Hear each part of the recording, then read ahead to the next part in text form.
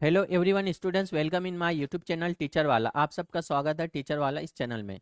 क्या हो मास्टर साहब, आप चिंटिया बनेगा मास्टर और चिंटी बनेंगे टीचर। और क्यों बनेंगे? क्योंकि वो सीटेट की परीक्षा की तैयारी कर रहे हैं। अगर आप सीटेट पास करना चाहते हो तो चार बातें याद रखो। सिलेबस पढ़ो, पीवाईक्यू पढ़ो, देन स्टडी मटेरियल पास में होना चाहिए ऑथेंटिक, और चौथा है टेस्ट सीरीज। हर परीक्षा की जान होती है टेस्ट सीरीज। स्मार्ट वर्क बोलते हैं इसे। इसलिए शिव खेड़ा सर ने कहा था, जीतने वाले कोई अलग काम नहीं करते, वो हर काम को अलग ढंग से करते हैं। और अलग ढंग क्या है? यही है, सिलेबस पढ़ो, पीवाईक्यू पढ़ो, देन टेस्ट सीरीज देने का। तो चलिए देखते हैं। सीडीपी के बाद सेकंड सब्जेक्ट मैथमेटिक्स गणित आता है, और तीसरा सब्जेक्ट आता है ईवीएस, जिसे हम कहते हैं पर्यावरण अध्ययन। इन्वायरमेंटल स्टडी से प्रश्न कैसे आते हैं? तो ऑलरेडी पहले क्वेश्चन आपका इंग्लिश में आएगा, what is the location of Jammu and Kashmir and Goa with respect to Bihar in India? East and west, west and east, north west and south west, south west and north east, ये direction में। हिंदी में प्रश्न आपको आता है, भारत में बिहार के सापेक्ष जम्मू कश्मीर और गोवा की स्थिति क्या है? ओके, तो बिहार में एक राज्य है बिहार, भारत में एक राज्य है बिहार, तो उसके डायरेक्शन में जम्मू एंड कश्मीर कौन सी लोकेशन में आता है? तो जाहिर सी बात है उत्तर में आएगा, उत्तर पश्चिम में। देन गोवा, वो दक्षिण पश्चिम में आता है। अंडरस्टैंड? सही जवाब क्या है? उत्तर पश्चिम और दक्षिण पश्चिम। Then next question,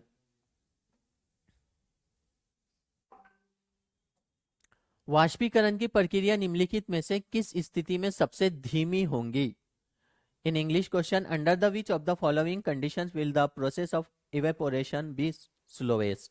both surface area and temperature increase, surface area increases but temperature decreases, surface area decreases but temperature increases, both surface area and temperature decrease। अब ये चार ऑप्शन आपको, ये पूछा है आपको इंग्लिश में। अब आपको जो है, कुछ हिंदी मीडियम के स्टूडेंट्स होते हैं तो उस पर आपको ध्यान देना है। अब क्या पूछा इसने? सतह क्षेत्र और तापमान दोनों में वृद्धि, सतह क्षेत्र बढ़ता है लेकिन तापमान घटता है, सतह क्षेत्र घटता है लेकिन तापमान बढ़ता है, और चौथा है सतह क्षेत्र और तापमान दोनों में कमी। तो जाहिर सी बात है, सही बात है कि वाष्पीकरण की प्रक्रिया जब होती है निम्नलिखित में से किस स्थिति में सबसे धीमी होंगी? जब सतह क्षेत्र और तापमान दोनों कम होंगे। ये सही जवाब है हमारा चौथा option. Okay, then next question देखते हैं हम।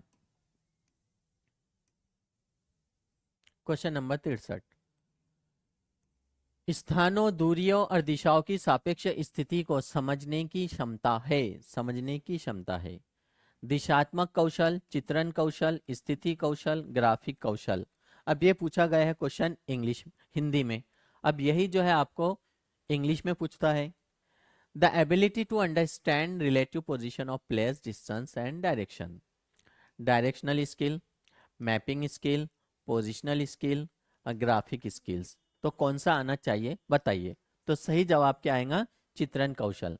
कहीं पर आप किसी जगह पर जा रहे हैं, कोई दूरी है या कोई दिशा है, डायरेक्शन, तो इसके लिए आप क्या करेंगे?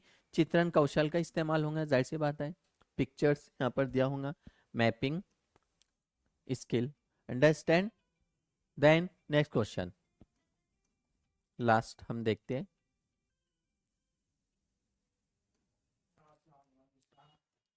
किस राष्ट्रीय पाठाचर्य फ्रेमवर्क एनसीएफ ने प्राथमिक स्तर पर एक एकीकृत पाठाचर्य क्षेत्र के रूप में पढ़ाए जाने के लिए पर्यावरण अध्ययन की सिफारिश की है? एनसीएफ है ना, एनसीएफ 2005 आता है। 100% एनसीएफ से प्रश्न याद रखना चाहिए। कैसे आता है, किस किस से रिलेटेड आता है?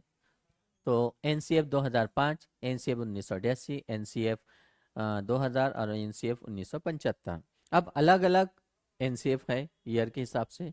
तो कौन से ईयर में क्या किस बात पर फोकस किया गया था कि which national curriculum framework NCF recommended environmental studies to be taught as an integrated curricular area at the primary level? NCF 2005, NCF 1988, NCF 2000, NCF 1975।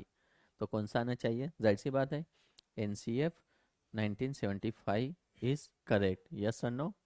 सही है, करेक्ट। ओके, देन इस प्रकार के आपको प्रश्न आते रहते। अगर आपने अच्छे से पढ़ाई किया, स्टडी किया, तो बिंदास आप 100% पास हो सकते हो। भारत में किस क्षेत्र में स्थानांतरित खेती करने का रिवाज है? स्थानांतरित बोले तो अभी यहाँ पर खेती होंगे, बाद में दूसरी जगह पर खेती होती है। उत्तर पूर्वी क्षेत्र, दक्षिण क्षेत्र, उत्तर पश्चिमी क्षेत्र, दक्षिण पूर्वी क्षेत्र। यानी भाई इस साल यहाँ पर अच्छी खेती हुई, फिर वहाँ से उसकी वो फसल उठा ली जाती है, बाद में उसको वो फसल काटने के बाद वहाँ पर बहुत सारा कचरा वगैरह है, उसको आग लगा दी जाती है, कुछ समय के लिए उसको रखा जाता है, बाद में दूसरी जगह फसल की जाती है। Okay, which region has the practice of shifting cultivation in India? North eastern region, southern region, north western region, south eastern region. तो बताइए कौन सा आना चाहिए सही जवाब? तो जाहिर सी बात है हमारे उत्तर पूर्वी क्षेत्रों में इस प्रकार की कल्टीवेशन की जाती है, इस प्रकार की खेती या खेती करने का रिवाज है। अंडरस्टैंड? तो माय डियर स्टूडेंट्स, इस तरह के प्रश्न आते हैं पर्यावरण अध्ययन में। बाकी प्रश्न हम बाद में देखते हैं नेक्स्ट क्लास में। Best of luck.